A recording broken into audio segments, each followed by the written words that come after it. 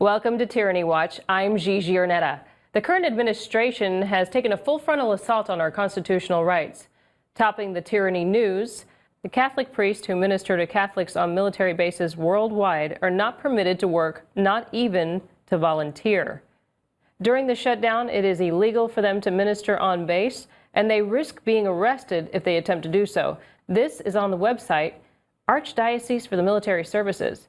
So what about the First Amendment? Congress shall make no law respecting an establishment of religion or prohibiting the free exercise thereof, or abridging the freedom of speech, or of the press, or the right of the people peaceably to assemble. And why are they picking on the Catholics? The House passed a bill over the weekend that's now sitting in the Senate that allows them to work through the shutdown.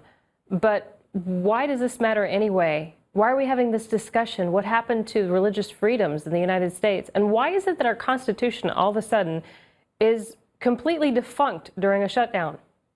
David Sanger, chief correspondent for the New York Times, worked for the Times for 2 decades and says this is the most closed, control-freak administration I have ever covered. A memo went out from the chief of staff a year ago to White House employees and the intelligence agencies that told people to freeze and retain any email and presumably phone logs of communications with me, Sanger said. As a result, longtime sources no longer talk to him. So now the press has lost its ability to do its job. And leave it to the government shutdown. They've closed off different memorials across the United States, and they've enlisted their park rangers to do the dirty work. In fact, the park rangers have been told it's a cheap way to deal with the situation. An angry park service ranger in Washington says of the harassment, "We've been told to make life as difficult for people as we can. It's disgusting." Now, just before the weekend, the National Park Service informed charter boat captains in Florida that the Florida Bay was closed due to the shutdown. Until government funding is restored, the fishing boats are prohibited from taking anglers into 1,100 square miles of open ocean. Fishing is also prohibited at Biscayne National Park during the shutdown. Let's see those goobers in the government go out and patrol the waters. In fact, let's let them be the enforcers. We can send them out there with little floaty devices and they can patrol the water. This is ridiculous. This is absolutely ridiculous. And not only are they doing it on water, but they're also harassing people in their own property. In California, we spoke with a gentleman named Roy Kaler. They've actually taken his property from him.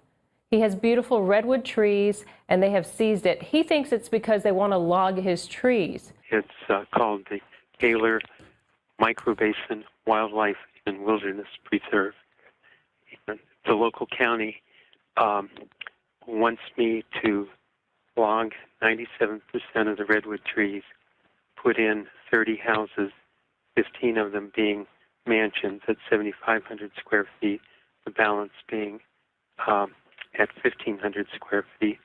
He contacted us and let us know that they are also seizing all his possessions, and they're basically having a yard sale. This is the United States of America. This is what it's turned to.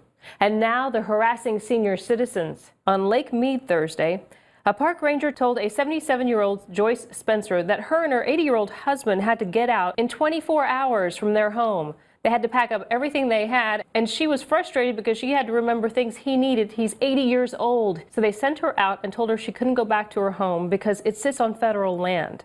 And when the government reopens, she can pack up her stuff and come back.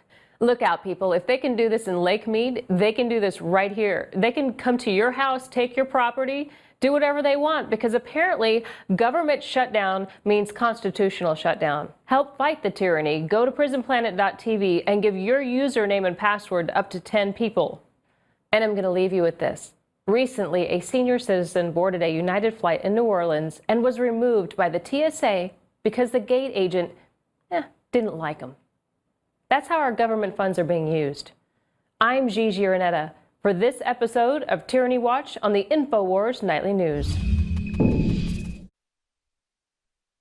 Are we choosing our own destiny, or has it been pre-selected for us? As we've moved through history, every great leader has had to understand the potential of information. Billions of dollars have been spent privately and publicly looking at how to tap into your psyche.